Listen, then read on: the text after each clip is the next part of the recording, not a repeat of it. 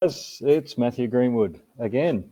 So, welcome to our new look Fireside Chat, and it is called New Directions. And so, this is the beginning of bringing in people that I'm going to be interviewing. Now, I need to tell everyone that we've got Adair in the background, Adair Palmer. She's looking after all the tech stuff as usual, doing a great job. Our guest tonight is going to be Paul. He's going to be talking about gardens, and but as usual, what I don't want you to forget about is to invite friends and family that you think might be interested in what's going to be talked about tonight, and also by dropping in questions. These things are great when you throw some questions at us. And look, there's two of us, but Paul's going to be answering all your questions around gardens, and this is going to be interesting for me because I've never done interviews online before, so new for everyone. So what we're going to be doing is same as usual. We're still going to do our grounding exercise to begin with because it's very needed. So we're going to start off with that as usual. But don't forget also, by dropping in with questions, you also have the opportunity to win a spirit guide reading. And on that note, from last week's winner is Sue Shaw. So Sue will be contacting you about lining up a time, and I'll be giving you a spirit guide reading. So, all right, here we go. So let's get into our grounding exercise. And I should say we're live on Matthew Greenwood Spiritual Journeys as usual, and Be Live TV. All right, so find a place just to settle, and we'll start off by closing your eyes and taking some nice deep full breaths. So with those breaths, if you can, make them a bit longer than normal, roughly about 3 to 4 seconds in and 3 to 4 seconds out.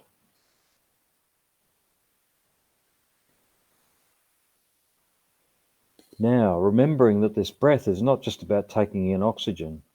This is about taking in life force, which is a very needed commodity for us. We don't survive without it.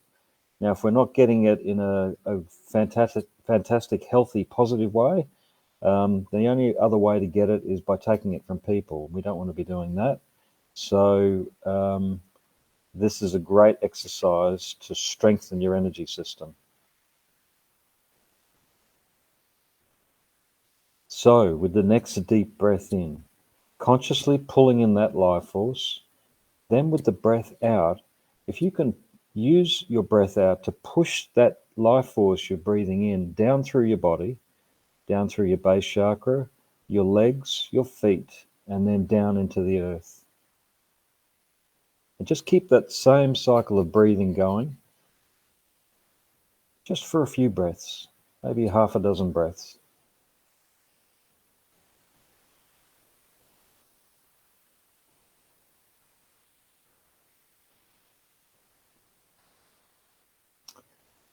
And so when you feel you've got a connection with that base chakra, generally you would feel tingling down through your feet. This is life force you're feeling. This is energy. So we're going to go deeper. So we have a series of chakras that go right down to the core of the earth, where our deepest chakra point is. And this chakra is known as our earth chakra. So with the next deep breath in, pulling that life force in once again, and this time with the breath out, just drive that life force right down to the core of the earth, to your earth chakra. And guys, just so you understand what you're actually connecting with, this earth chakra is not only your deepest chakra point, but you're also connecting with the core chakra of the earth. She has chakra points all over her, just like we do.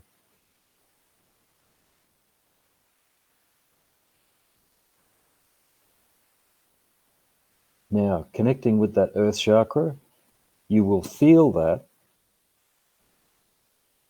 and it's a knowing. It's a sense of deeper connection, sometimes just a sense of peace, tranquility, calmness, a bit of a Zen feeling.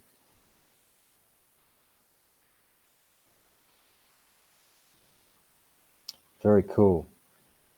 So now, once you've got that, once you've connected deeply with that, what I'd like you to do is just to relax your breath now. But we haven't finished. We're going to go into another part of your energy system called your core star energy, which is deep inside of you. So now, bringing your awareness to the center of your body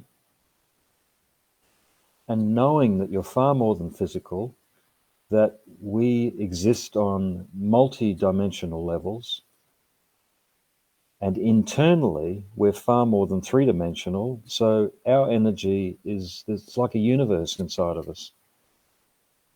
So as you bring your awareness to the center of your body, now jump off from that point and just fly deeper and deeper into your energy system until you see, sense, or feel a light or a high vibrational energy source.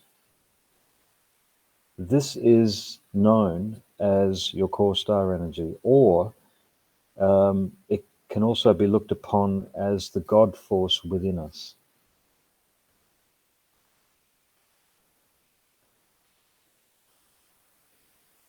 And so as you find that space, now you're in the driver's seat with that core star energy. What I'd like you to do is expand that out. So imagine that high vibrational energy deep inside of you rushing out from deep within, coming up through into your physical body, and imagine that light touching every cell in your body, raising the frequency of your whole energy system within your body. Great. Then beginning to expand that out from beyond your physical into your energy system, roughly about 3 to 4 meters out. So this is still just the beginning of your energy system. You're far more expansive than 3 to 4 meters. But what you're connecting with is around about your 9th to 10th energy body, which is not only your physical, mental, emotional, and spiritual connection, it's your galactic connection too.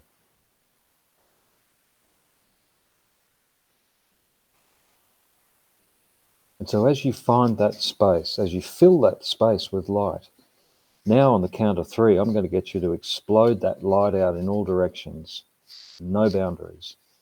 So when you're ready, 1, 2, and 3. Beautiful. I love it. I can still feel that when you guys do this, because I'm hooked into your energy. I'm connected to you guys, and I can feel every part of it.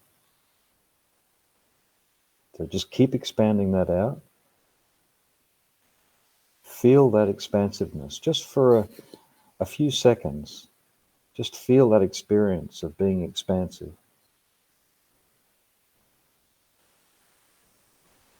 Knowing that this raising your frequency like this on a regular basis keeps you, you could almost say, protected from other people's energy, particularly people of a lower vibrational state.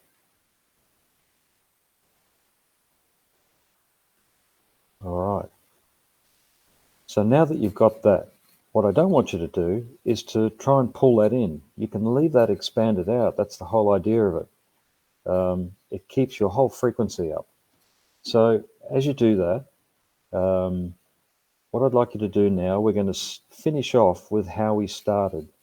So taking a few nice deep breaths of life force in again.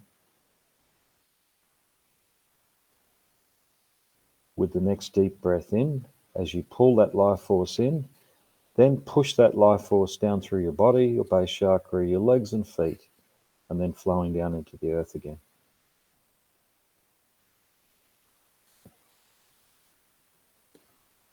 And there we have it. So when you're ready, just take your time. Bring your awareness back to your physical body. And you can open your eyes. So, got a whole lot of people here to say hello to. Say, hey Nick, how you going? Good to see you on board. We've got Jasmine, Tracy, and we've got Alison and Joanne. Hey guys. We've got Edith Waterson. Nice to see a new name. We've got Kylie. Hey Kylie. We've got Roxy Lou. And we've got Alison Barfoot. And I know we've got Adair Palmer in the background. We've got Tara Phillips, Karen Mackenzie White, and Karen Saunders. Oh, sorry, we said Karen. And Kevin Field. There we go. Great to see everyone on board. All right, so this is where we welcome in Paul. So he's the owner of Paulie's Down to Earth Gardens. So when you're ready, Paul, come on in. Hopefully we've got no... Here he is.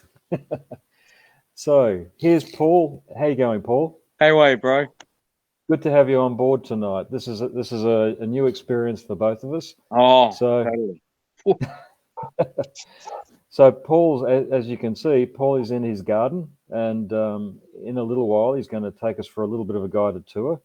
But Paul, what I'd love to ask, just to start with, because I know your background a little bit. You haven't always been a gardener that I know of.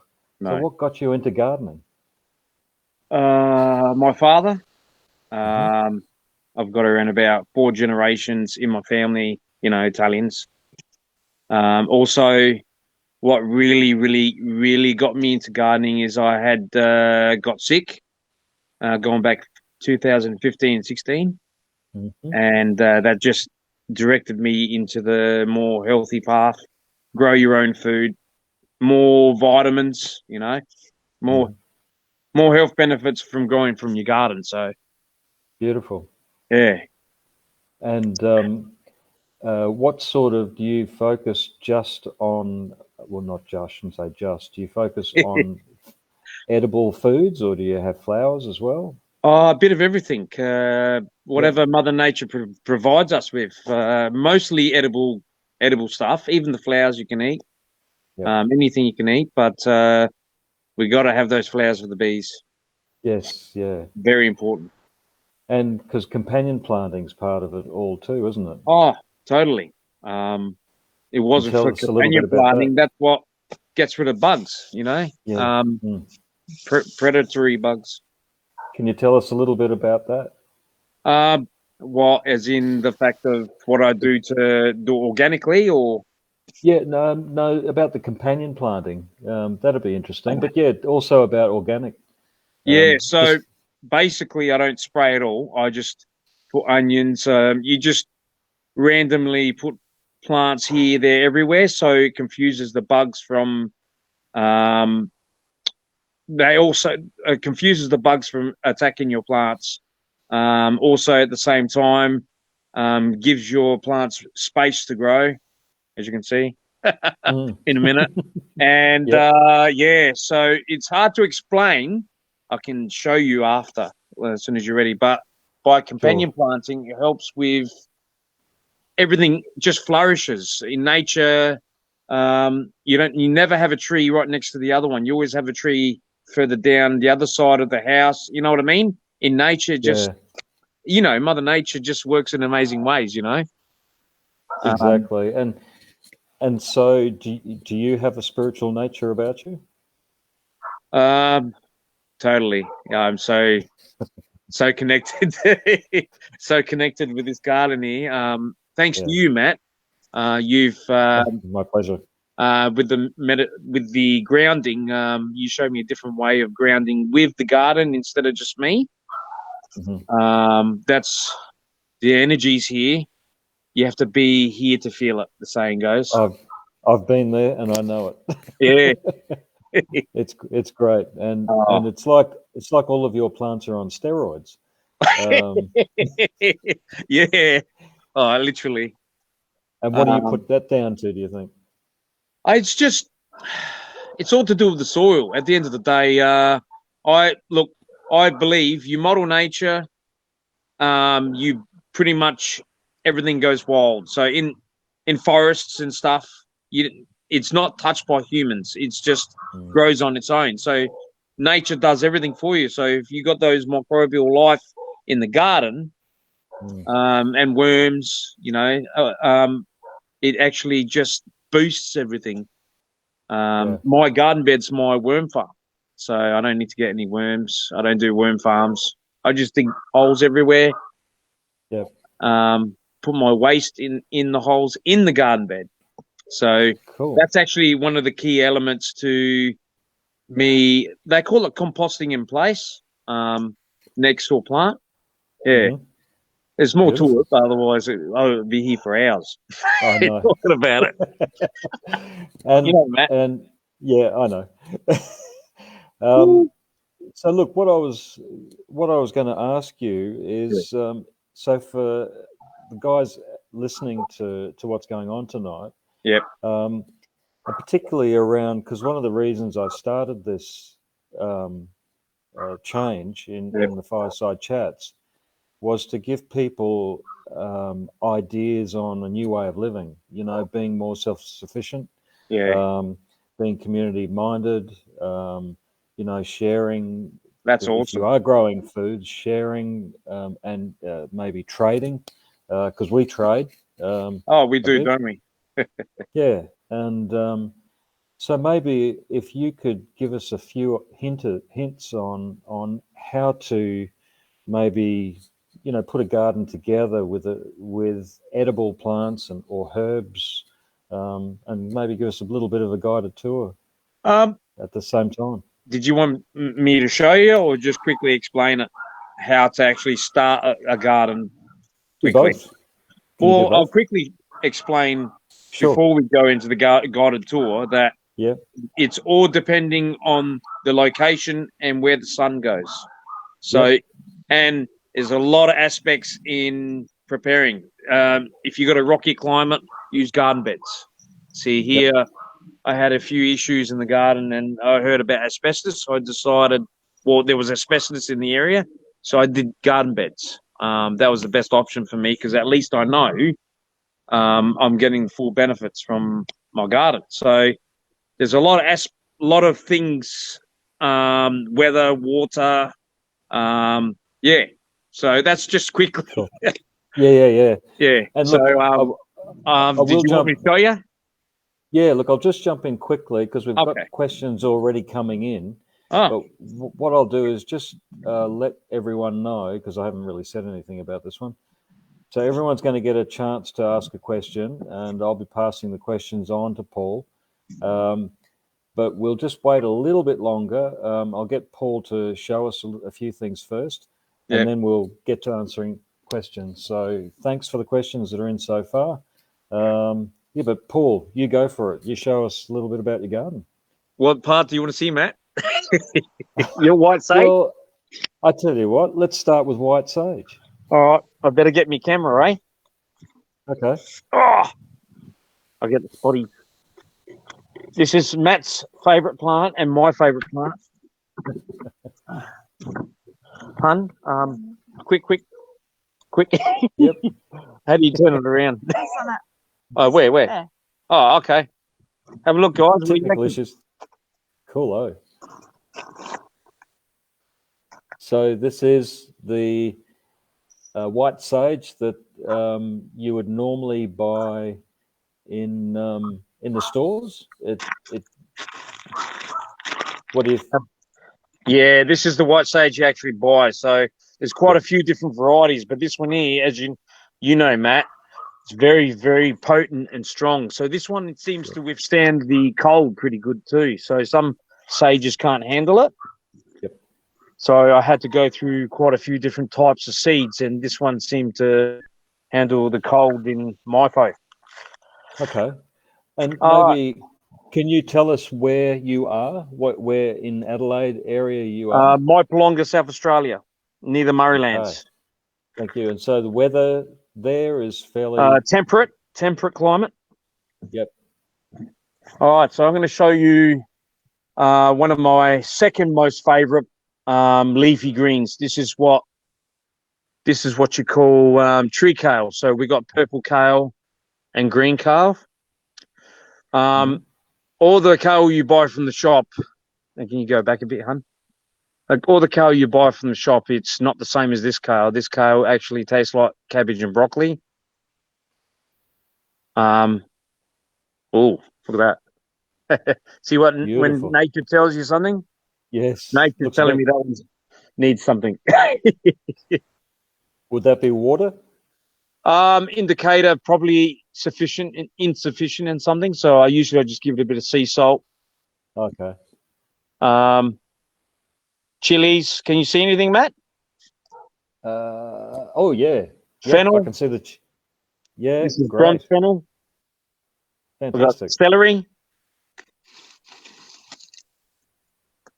So, seeing we're on the subject of edible plants, I might drop one question in from Adair. Yeah. Where are we? How do you produce enough to sustain you and your family? She's asked. Ooh. Plant heaps. Just keep planting. I see the tree kale just produces all year round, but yeah, a lot of perennials. So what I'm saying to you is my main structure in the garden is perennials. So you let the perennials like trees and leafy greens, and then you do the understories, like the microclimates underneath, and the chilies. This chilies lasted all the way through winter. Wow, beautiful. Yeah. So there's more to it, but you know, if I keep talking, you know how it is. Well, we've got a little bit of time. But we're going great, Paul. We're not even at 7:30 yet, so. Oh, far out. Well, this is called Pepino. So this apparently I got told that this won't survive through winter, and I just proved them wrong. And this produces fruit like rock melon. Oh wow! Okay. It's gone complete nuts, bro. Wow, that's fantastic. Have a look at that. You remember how big it was when you were here, Matt? No, I don't. I'll just share with everyone. Paul seems to be able to grow things that shouldn't actually be growing here. Yeah, like subtropical trees. So we got 2 subtropical trees, which is called white sapotes. They taste like a vanilla custard. So a friend of mine said, "Hey, you won't grow them here." I said, "No." Oh, look, got a little friend up there, little cat. So, would you say that love is another big ingredient in why your garden is so big and flourishing? Yeah, love and passion for the garden. Yeah. This is Ashitaba. It's a Japanese medicinal plant. Beautiful. Can you see it? Yeah, I can. Yep. Yeah, they grow up to 2 meters high, and they're biannual, so they actually flower the second year. Okay. Excellent. I've got a lot of medical plants in here too, like this one here. It's called Swedish Celery. So it's very similar to the Ashitaba. Have a look at the purple stem. Yeah, right. Yep. But this is the same family as the celery, but this is also medicinal as well. Yep. So, as you can see, I just recently got some seeds, and this is my tree kale. I'm going to show you, Matt. You're going to be buzzed. The size of the leaves. Holy moly, that's huge. I recently made some wraps with the girls. We made some wrap. The girls absolutely love them. So yep. I finally they're just gone complete nuts. I've even got sugarcane growing here, eh? Where's that? Oh, okay. I got to move these short Italian feet. Oh, you want to go that way, honey? Look at the size of it. Oh, this is green kale. Can you see it? Oh, yeah. Yep. Yeah, that's the other one. Huge. You want to go? Yeah. Sorry, bro. I'm just going to go this way. Yep. You go for it. Oh, look at the flowers. I really love to eat them, eh? You ready? Yeah.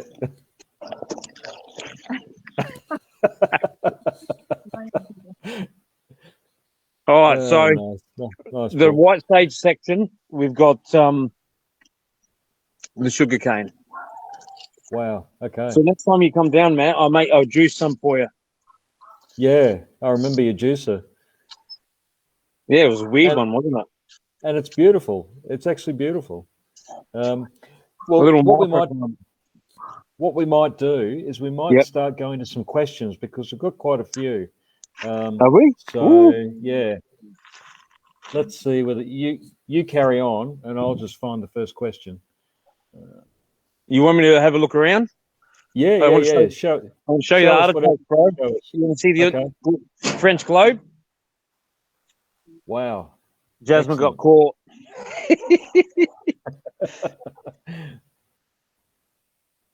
See, we got some artichokes coming. Fantastic. Look at that. So anything purple, if you've noticed, all you guys, that I'm buying everything purple. I've got purple because with the purple plants, they give you anthocyanins and all these other stuff, which is good for your health, for anti-aging. Yeah. Yep. Fantastic. So, yeah, that's really bad. Have a look at that.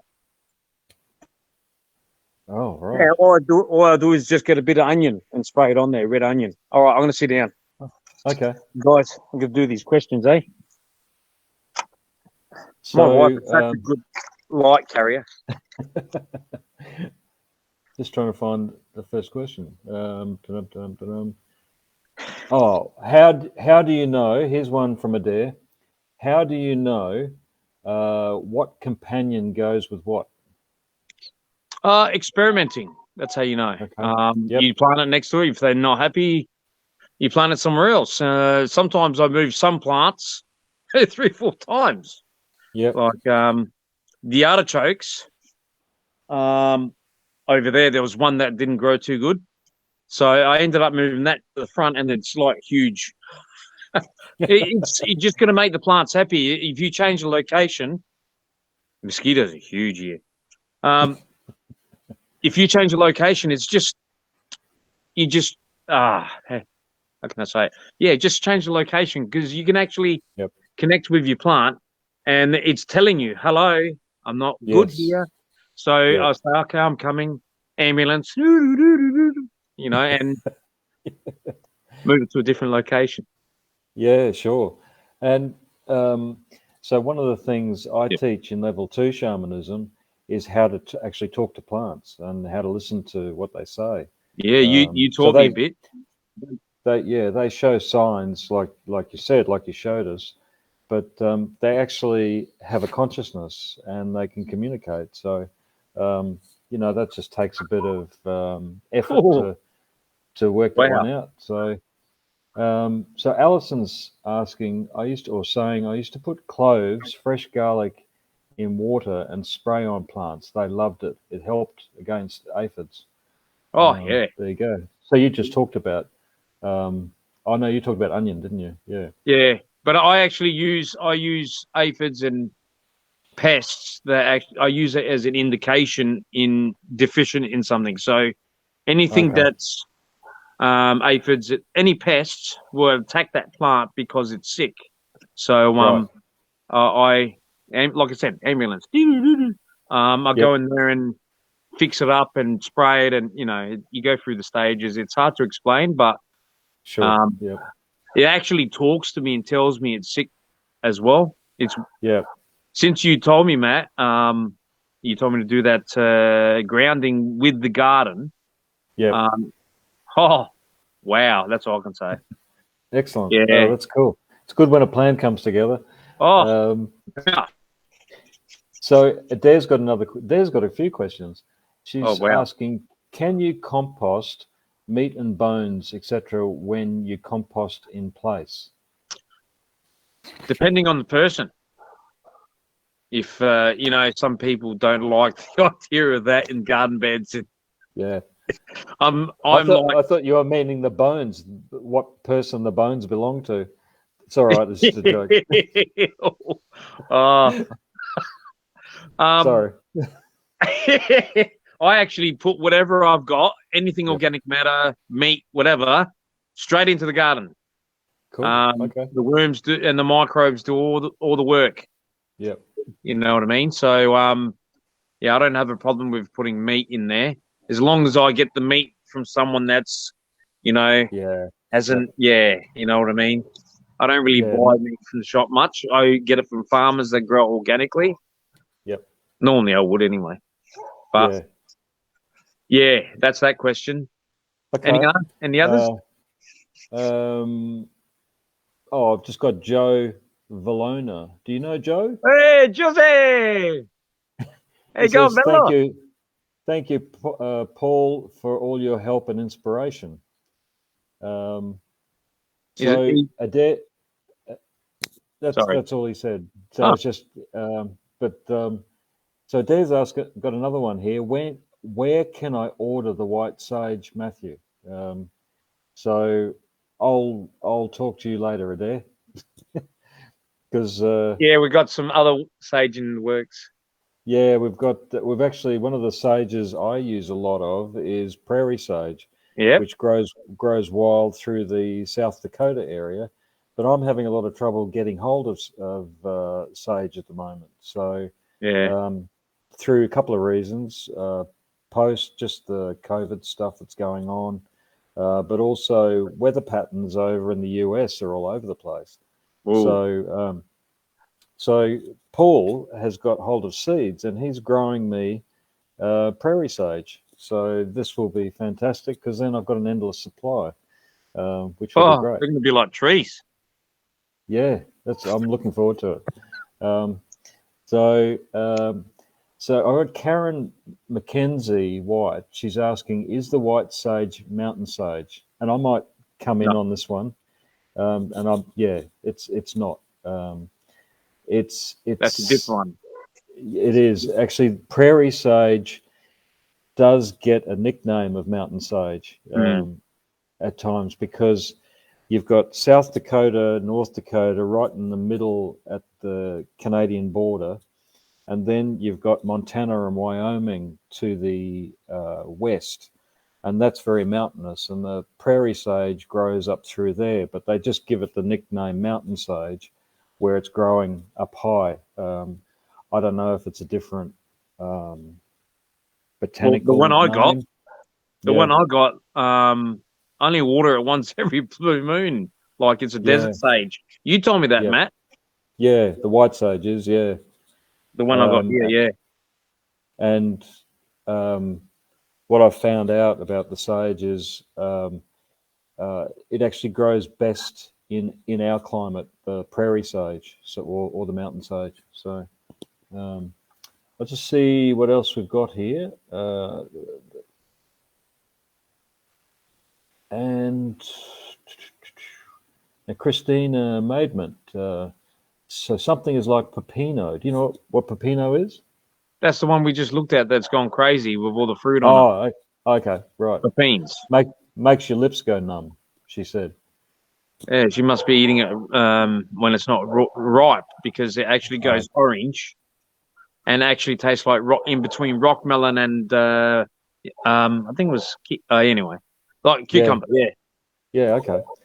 So I've got Nick Grant. Nick's got a question. Where does Paul source his stock? stock as in like I, seeds or I imagine seeds. Yeah, oh, I found. I'm going to be honest. I found the Australian seeds I've been growing for since I was a kid. The quality has gone down. So I actually originally bought my seeds since I found a company called Baker's Creek Rare Seeds. They source seeds all over the world, rare, and the original gene where carrots came from, like black carrots. Anyway, so Baker's Creek is the place where I buy my seeds from because well, you're already seen. Yeah, exactly. Yeah. Yeah. So yeah, I'm trying to bring in new seeds, so then that way we can so I can share it around with everyone else and Yeah. have better quality food. And yeah, well, It's part of the reason. It's yeah, why roses don't smell anymore. It's why exactly. Yeah, it's just the quality just isn't there. But that's not showing in your garden. So Allison's asking, do you market your products with local vendors? Nah, not yet. Yeah. Not yet. It's just enough for my family. I'm actually expanding in outside of the house, putting more garden beds. Yep. And eventually my dream is to get my own house with a few acres. Yep. And I want to start doing that sort of stuff organically. Yeah, sure. We're just losing you a little bit. Oh, you keep freezing on us, but that's okay. You're back.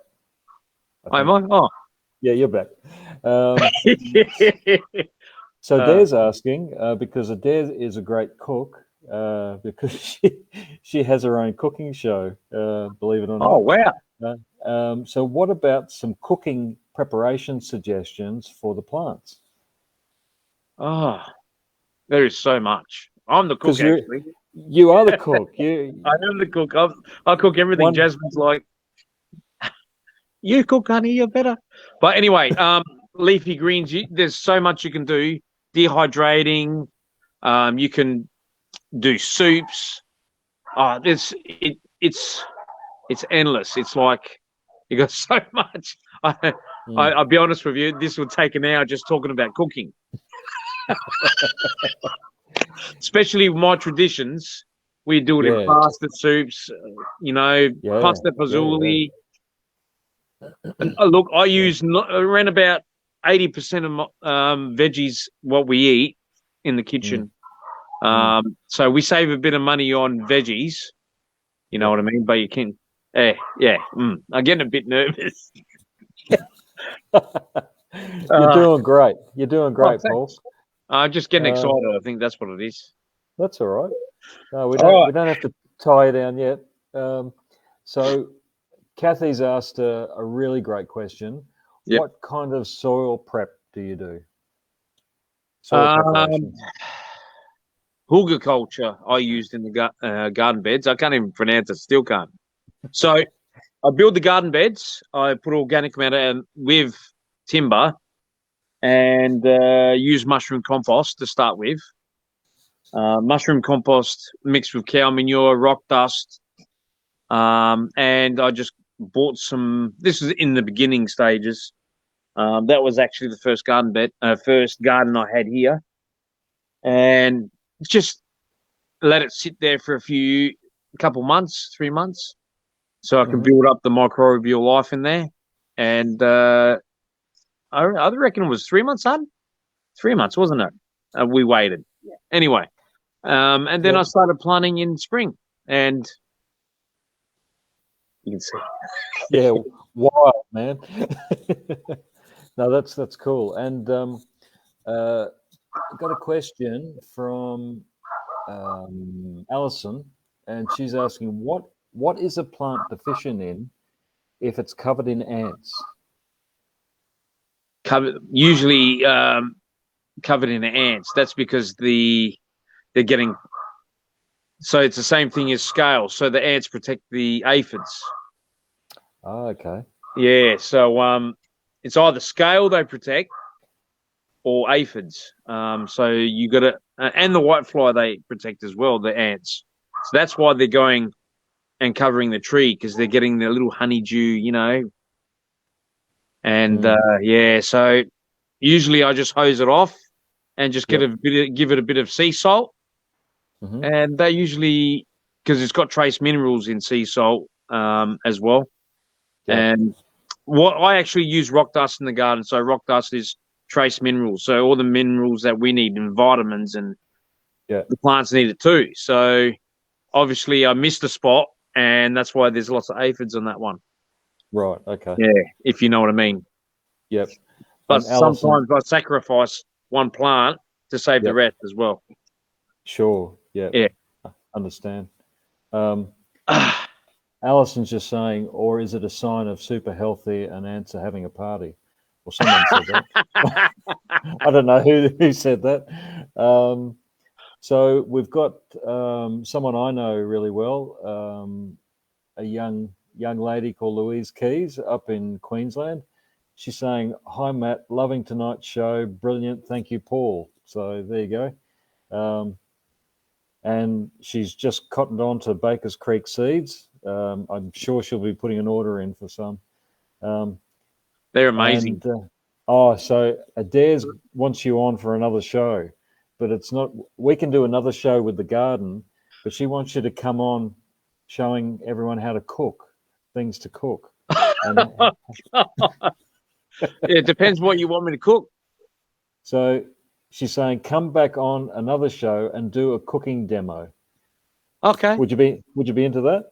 Yeah, I can show you traditional Italian pasta if you want. That sounds great. Or braciolo. So we say braciolo. It's a piece of steak, flat piece of steak with garlic and parsley, salt and pepper rolled up and simmered in tomato sauce. Okay. Wow. Yeah. Sounds good. Well, hey, look, we're going to keep you busy for a while. So Kylie's here. So Kylie is actually my partner, Kylie Beer. So she's saying, you cook amazing food, Paul, because we've experienced it. It is amazing. Trust me. So Alison's going, my kids and I have started to cultivate roses from older plants. The kids are excited as they watch them grow. Yeah, fantastic. And here we go. This is a question. So Kylie's just jumped in because she's an intuitive little thing. She's jumped in and with a question that I'm going to ask you later, but we can ask it now. Do you help people to set up their gardens? I just started the business. My goal just recently. There is one person I helped who I work one day a week. I built her garden bed. Yep. But I would more than willing help anybody to build a garden bed and grow veggies, whatever. Even I've been hearing stories around here, around Maipo, that they want to do a commute garden around here. And they asked me as well. So today was just everyone ringing me today about gardening. Must be mad.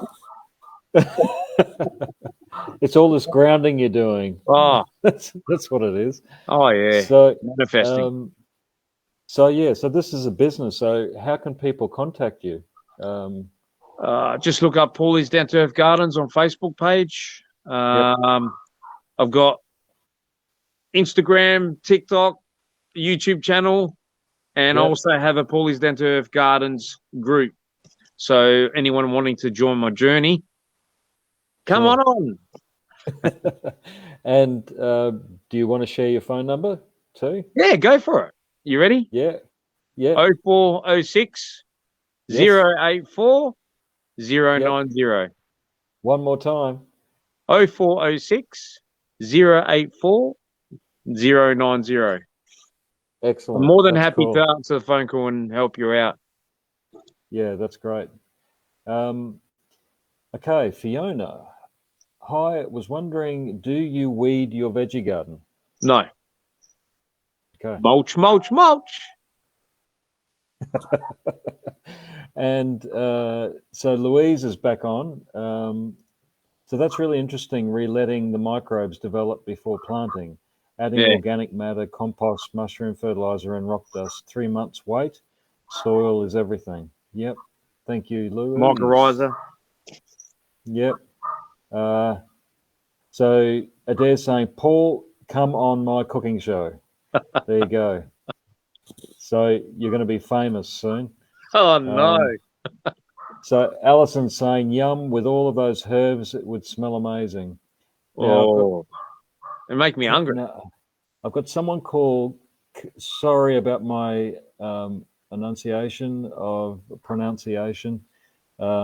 Kalhari Minaj. I just joined. What is the lovely session is about growing gardens. Calamari? Just to let you know. Calamari. Is that calamari? It's Enrico. No, Kalhari. So a beautiful garden. She's saying, I think it's a she. Saying beautiful garden. I'm planning the same community garden. So she's going to do that herself too. Oh, awesome. So she's got your contacts now. Great. Fiona's asking, good, I don't, just saying, good, I don't, but people say I should. Yay, I got something right. I don't know what that, sorry, Fiona, I don't know what that was about. Yep, so down to earth gardening, and yes, I pronounced it right. Well, thank you. I did get one right. All right, so is there anything else you would like to share about your garden? If you're in the area, come say hello. Sure. For starters. Yep. My key points. Are we at the key points? Yeah. Yeah, you can say that. Yeah. Soil. Yep. Intuition. So when I do gardening, I intuitionally plant. So I don't follow the moon. I just they tell me where they want to grow. So I just plant them wherever. Yep. And sun. Yep. A big thing. Vitamin D. Big thing that we're lacking these days. Yeah. And do some plants are better underneath taller plants? Yeah. So basically creating microclimates. So if you know the history of the plant, so they need part shade and all this sort of stuff, I just plant them under there, and I've got tropical growing under there too. Yeah, I'll do a garden tour one day. Dare's asking a great question. So here's one. How do you develop your intuition? I don't know. It just comes to me. I just sit there and do Matt's grounding, and it just comes. Hey, hello. And I just go from there. It just comes to me. It's like, I don't know. It's weird. So maybe I could share something. Yeah. No, not weird. No, it's not. Sorry, guys. So how I teach people how to open up to their intuition. So one of the most important things is being grounded, like you said, Paul. That because then you're actually connected to the earth. You're connected to the soil and to the plants. It's one of the biggest things, most important things, is to be grounded. Otherwise, you're really just winging it, and sometimes winging it isn't enough. You have to use your intuition, and to be able to do that, you need to be open to communicating with plants. Yeah. So awesome. Yep. And thank you, Matt, for helping me on that one. Oh, that's all right. Thanks, bro. No problem. Okay. So we've got another question. Cassie Billett. Hey, how you going, Cass? Do you know Cassie? Yeah, she was Jasmine's bridesmaid when you married us, bro. Oh, okay. And Kale grows wicked in Manham. Plated by Paul Di Caterina. Yeah, I did a little garden bed for him. Okay. Yeah, I've got to do their garden, and I left a plant there, a little small garden bed, and it's taken over the whole garden bed. Yep. Yeah. That's cool. That's one thing I want to do, kale chips. Okay. So these are things you can show us later on. Yeah, totally. How to do that. Yeah. All right. Well, look, thanks so much. Unless there's any more questions wanting to come in, I think everyone's had a pretty good. Hang on. Kylie's come in. I just love how your plants tell you where they want to go. Yeah, it's amazing. Just listening, yeah. It's a whole other world, isn't it? Oh, bro, it's since I had an idea and I did feel it until you actually showed me. Oh, guys, you got to try. It's amazing, especially the little worms. They're all Anyway, So maybe next week. No, can't do it next week because we've got a naturopath coming in. Yeah, I can't wait for that one. Maybe sometime very soon I'll do an evening on how to open up your intuition. I would love that. That would be awesome. Yeah. Okay. Well, we'll do that maybe in a couple of weeks. We'll have a break from. I'll interview myself. So, you feeling good, bro? You're not nervous anymore? No. How about you? Well, because you keep me calm, bro. We got this connection, Yeah. Brotherhood. Way to go. Excellent. Thank you, man. Thank you. Thank you, everyone. Much. Thank you for being a part of tonight. You've really given a whole lot of ideas for people, and that's what it's all about. Sharing, exactly. Thanks, Paul. Ciao, bro. Ciao.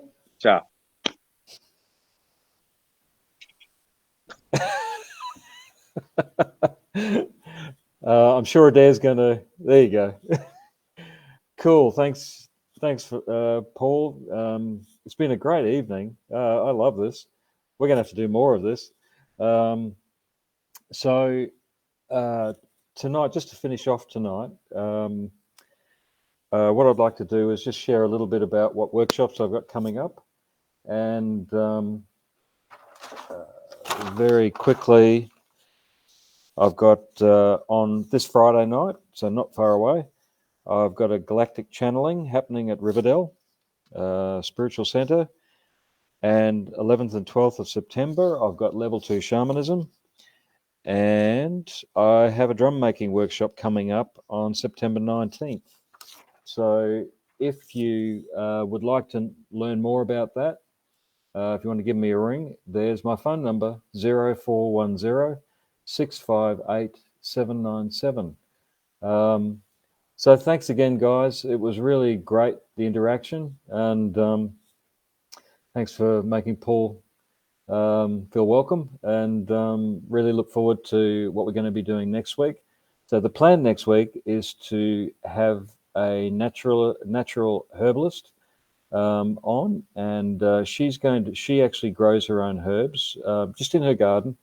It just looks like a garden when you go into, just like a kind of an average everyday garden, but every plant's different and they're pretty much all herbs. So, but she's going to be talking about how to very basics of what she does and how to make herbal remedies. So she teaches that. So she'll give us a little bit of insight around that one.